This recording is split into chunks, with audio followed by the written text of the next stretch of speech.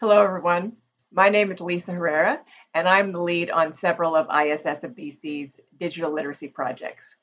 I'd like to begin by acknowledging that the land on which I live, work, and play is the traditional unceded territory of the Coast Salish peoples, including the territories of the Musqueam, the Squamish, and the Tsleil-Waututh peoples. So I was looking for what to do on National Truth and Reconciliation Day to observe and pay respects to the Indigenous peoples of Canada.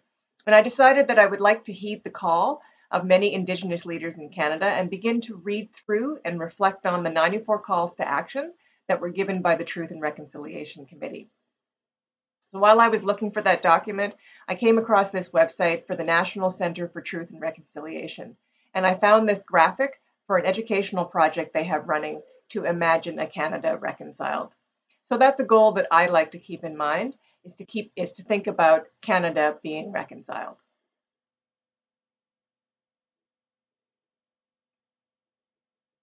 I'd like to say thank you to the organizers for giving us this opportunity to present what we are doing at ISSofBC on digital literacy. We have two projects that are completed and freely available now to publicly funded programs. We have one project that's in progress and one more that's waiting to begin, hopefully very soon. So in my short time today, I'm going to focus mainly on ISSofBC's digital literacy curriculum resource, which was made possible by SDI funding from IRCC. However, I will touch on the other projects in case you find them useful for your learners.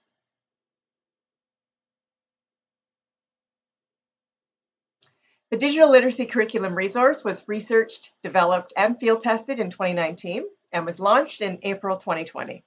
The structure and approach of the DLCR was informed by focus groups and surveys with the target clients and users of the resource, which are primarily newcomers, teachers, and administrators in the LINC program, although the resource has since been used by other groups such as the YMCA, and even there was a staff member from Corrections Canada. We also conducted a few interviews with settlement and employment staff as part of the research for this curriculum.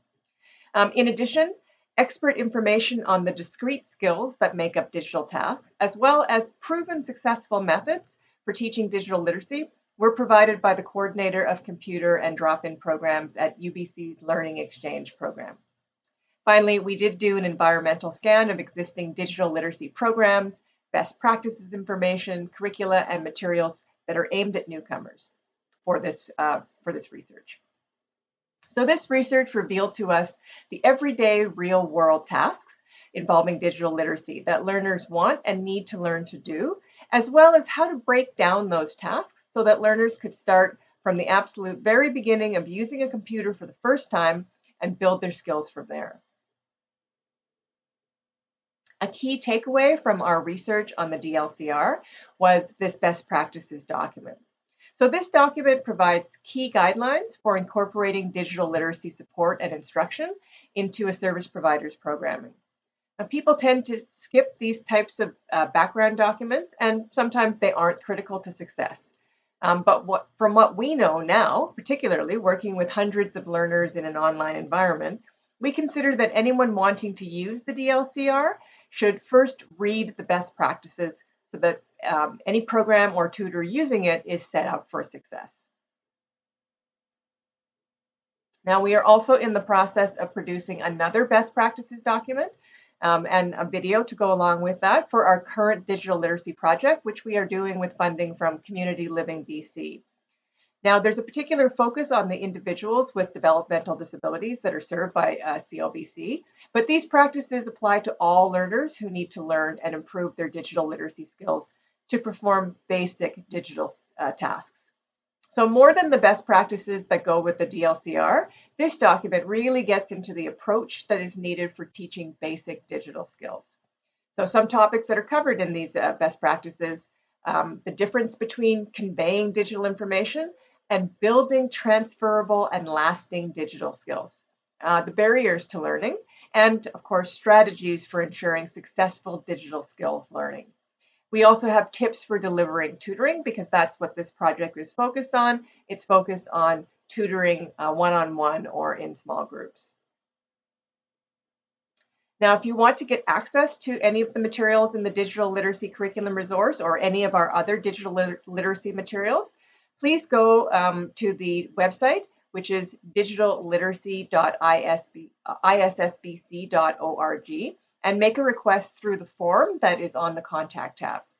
Now, this website is currently being revised and updated for easier access, but we will keep this one available until the new one is ready to go.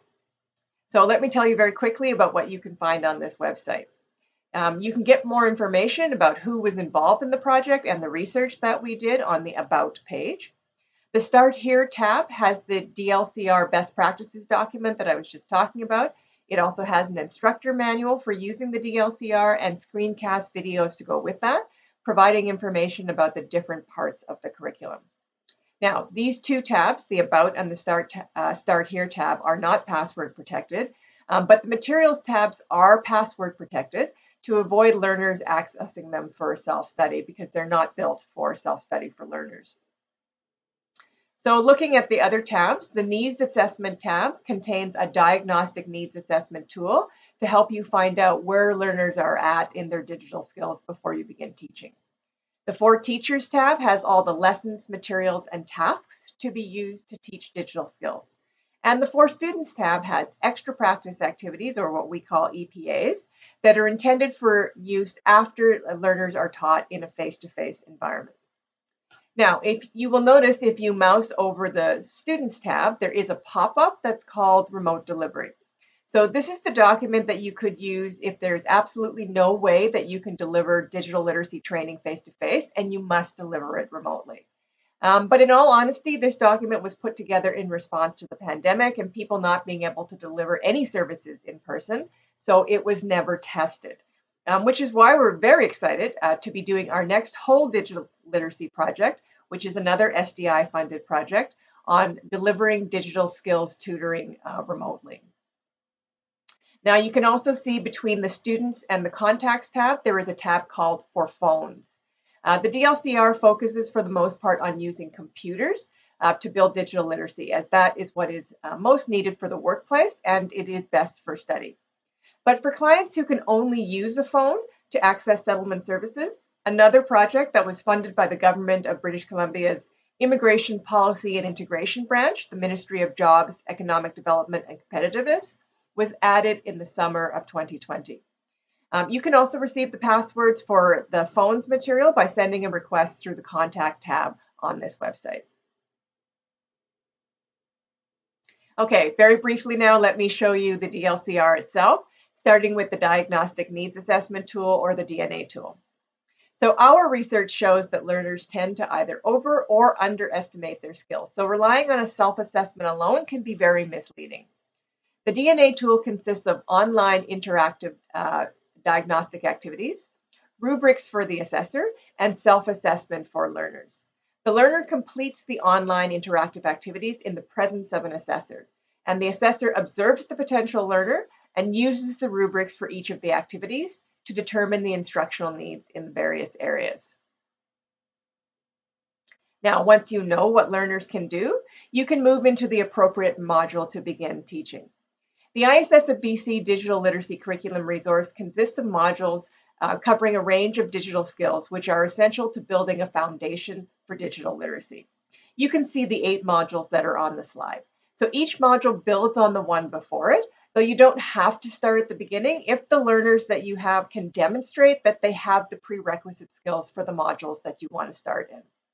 With our current project for CLBC, we are also working on and we'll add a review module that is focused on building digital skills for finding employment. And that module is covering all 8 of the modules that you see on the screen with some extras. So the lessons for each of the included modules have been designed to be accessible for clients operating at English levels ranging from literacy to CLB level 6. Although the curriculum was actually used at CLB 7A during the field testing, and it was successful at those levels. Suggested instructional language is included with all the lessons to assist the instructor with teaching digital concepts at the appropriate CLB level for each grouping.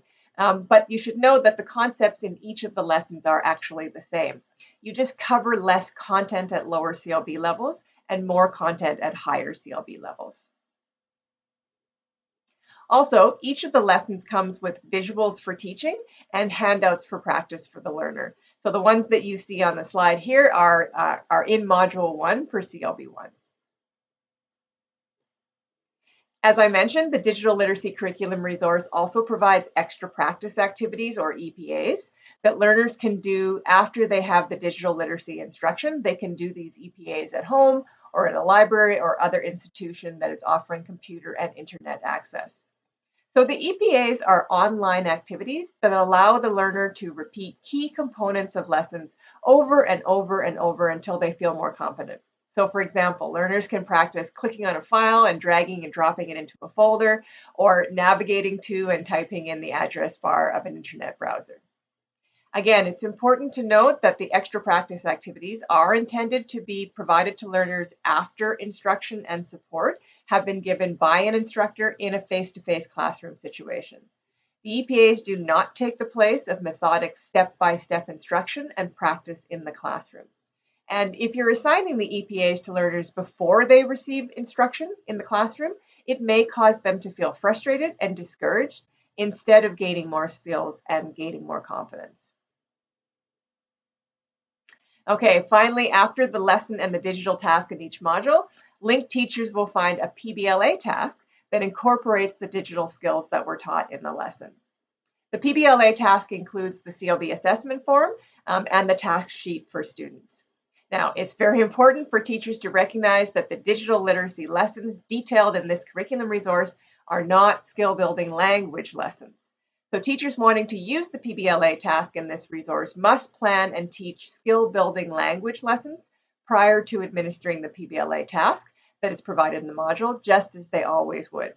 So they cannot teach the digital literacy lesson and then do the PBLA task right after. They need to include skill building on the language for the task.